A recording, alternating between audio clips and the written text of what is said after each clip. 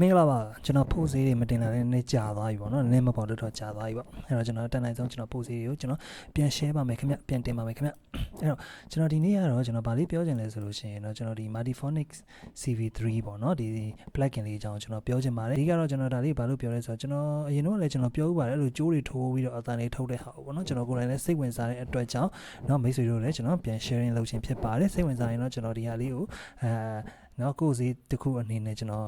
်တပိုင်းချင်းစီလုပ်ပြီးတင်ပေးမယ်ပေါ့နော်ဒီဟာလေးကအခုလောလောဆယ်တော့မိတ်ဆွေတို့ကလစ်လို့ရအောင်လို့ကျွန်တော်ပြောတာဖြစ်ပါတယ်เนาะအဲ့တော့သူ့ရဲ့နာမည်ကတော့ Multiphonics CV3 ဖြစ်ပါတယ်အဲ့တော့ကျွန်တော်တို့သူ့ကြီးပဲကျွန်တော်တို့နှိပ်ကြည့်မယ်ဆိုလို့ရှိရင်ဘာသာမှမထွက်ဘူးဗျာဘာသာမှမရှိဘူးเนาะအဲ့ကျွန်တော်တို့အတန်ရအောင်ဘယ်လိုလုပ်မလဲဆိုလို့ရှိရင်เนาะကျွန်တော်တို့အရင်တော့ကျွန်တော်ပြောခဲ့သလိုပဲပေါ့เนาะကျွန်တော်တို့ဒီ oscillator တွေခေါ်မယ်เนาะအစရှိသဖြင့်ပေါ့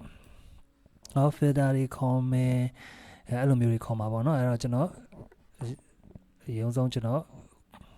်လိုက်ရှာလိုက်မယ်เนาะ oscillator တခုကျွန်တော်ခေါ်ထားလိုက်မယ်ခေါ်ပြီးသွားလို့ရှိရင်เนาะ ADS ဟာ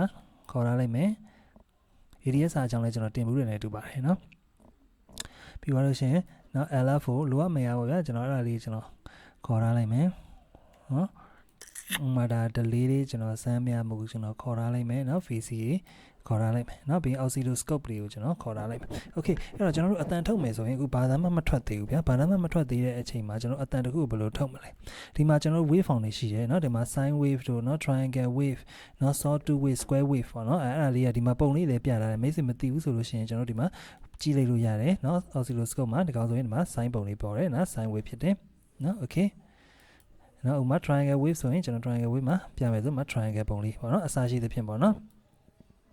sawtooth ဆို sawtooth ပေါ့ဗျာအစရှိသဖြင့်ပေါ့နော်အဲ့ဟာလေးကဒီမှာဘာ wave form လဲဆိုတော့မသိရင်တော့ကျွန်တော်ဒီမှာဝင်ကြည့်လို့ရတာပေါ့နော် okay အဲ့တော့ကျွန်တော်ဒီမှာ sawtooth wave လေးကို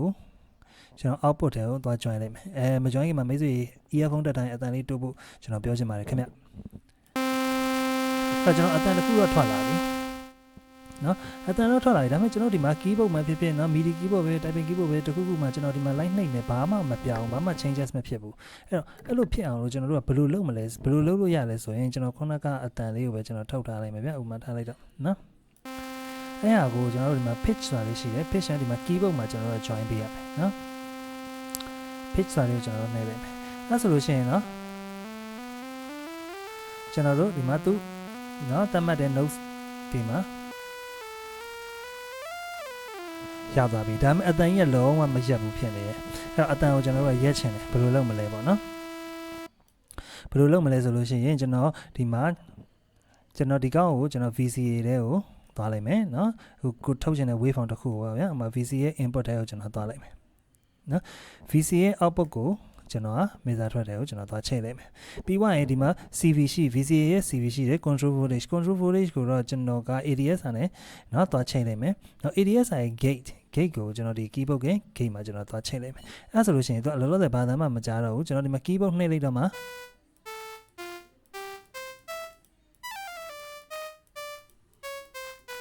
ကြားတယ်ပေါ့နော်အဲ့တော့ဒီ ADS ဟာကြီးမခံဘဲနဲ့လည်းကျွန်တော်တို့သုံးလို့ရတယ်ဥ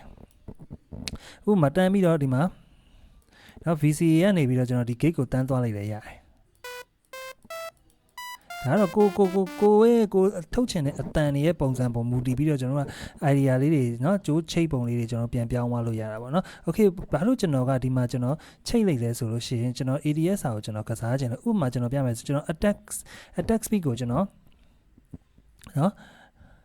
ဒီမှာတင်လိုက်မယ်เนาะတင်လိုက်လဲဆိုလို့ရှိရင်ကျွန်တော် keyboard ခလုံးနှိပ်လိုက်တယ်ဆိုရင်ဥပမာ do ဆို do c ဆို c ပေါ့เนาะ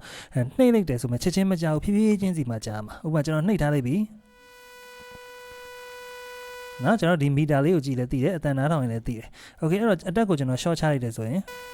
ချက်ချင်းကြားမယ်နောက် release ကိုလည်းအဲ့လိုပဲဒါကျွန်တော်ကြားဖြစ်နိုင်တဲ့ဟာကိုကျွန်တော်အများဆုံးပြရတယ်နော် release ကိုကျွန်တော်အဆုံးထိတင်လိုက်ဆိုရင်ကျွန်တော် keyboard ခလုတ်ကိုကျွန်တော်နှိပ်လိုက်တယ်ကျွန်တော်လွှတ်လိုက်တယ်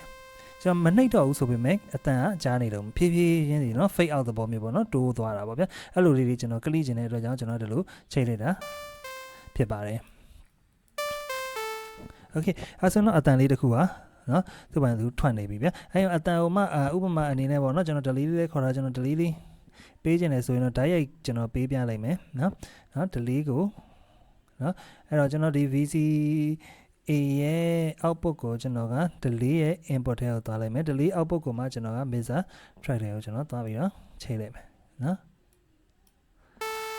ပြီးသွားရင်ကျွန်တော်တို့ကိုလိုသလိုချိန်လိုက်မယ်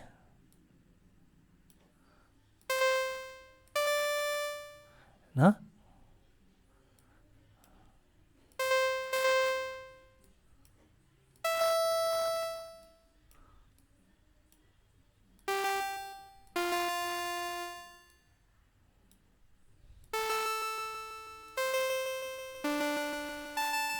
နော် delay ရပြီအဲ့ဟာမှာကျွန်တော်ဆက်ပြီးတော့ထပ်ပြီးတော့ကလိကျင်တယ်ဆိုလို့ရှိရင်နောက်ဘာလုပ်လို့ရအောင်မလဲဆိုတာဥပမာပေါ့ဗျာလောလောဆယ်ကျွန်တော်စိတ်ထဲမှာရှိတဲ့ဟာလေးတစ်ခုကိုကျွန်တော်စမ်းပြီးတော့ကျွန်တော်နောက်ထပ်လုပ်ပြလိုက်မယ်နော် filter လေးခံလိုက်မယ်ကျွန်တော် delay ကိုဖြုတ်လိုက်ရမလားဒါမှမဟုတ်လို့ရှိရင် delay တန်မဲ့ tab ထည့်အောင်မယ်ဆိုရင်ဒီကောင်ရဲ့ output ထဲကနေပြီးတော့ကျွန်တော်ဒီကောင်ကို input ထဲကိုကျွန်တော်သွင်းလိုက်မယ်နော်ပြီးရင်ဒီကောင် output ကိုမှကျွန်တော်က main output ထဲကို master output ထဲကိုကျွန်တော်သွားထည့်လိုက်မယ်ဒါမဲ့ဖွင့်ကြည့်မယ်ဆိုရင်နော်အတန်ပြောင်းသွားတယ်ဒါဒီတိုင်းပဲဖြစ်နေတယ်ကျွန်တော်အဲ့အောင်မှကျွန်တော်ကအဲ့ LF4 ရဲ့ကျွန်တော်ဒီမှာနော် square လေးနဲ့ကိုကျွန်တော်ဒီမှာလုပ်လိုက်မယ်အဲ့ဒါကျွန်တော်ဖိသားကြည့်မယ်ဆိုရင်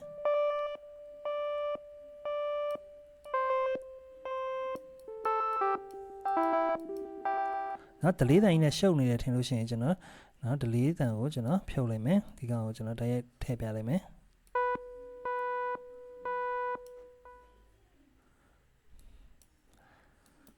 နော်အမ triangle wave နဲ့ကျွန်တော်ထည့်ကြည့်ရမယ်နော်ကျွန်တော်ဖိထားတဲ့အချိန်မှာ wow ဖြစ်နေပါအမကိုလိုလို cut off တွေဘာညာတွေ low pass စီ high pass စီကျွန်တော်ရှောက်ချိန်လိုက်မယ်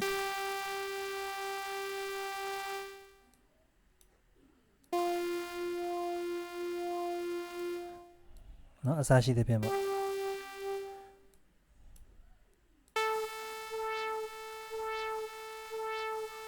အဲ့ဟာမှာကျွန်တော် delay တန်ကြားခြင်းလဲဆိုလို့ delay လေးထည့်ခြင်းလဲဆိုလို့ဒီလိုခုနကလိုမဟုတ်ဘဲနဲ့နော်ပြောင်းပြန်ပြီးထည့်လိုက်လဲရမယ်နော်အဲ့ဒါကိုစိတ်လေးရှိဟာပေါ့ဗျာ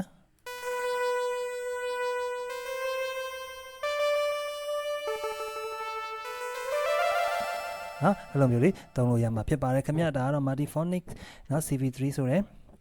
အကြောင်းလေးပဲဖြစ်ပါတယ်ခင်ဗျဆေးဆက်ပြီးတော့ကျွန်တော်ဒီအကြောင်းအရာလေးတွေကိုပဲကျွန်တော်ဆက်ပြီးတော့ကိုယ်စီတစ်ခုအနေနဲ့တည်တံလေးထပ်တင်ပေးပါဦးမယ်ခင်ဗျအားလုံးပဲကျေးဇူးတင်ပါတယ်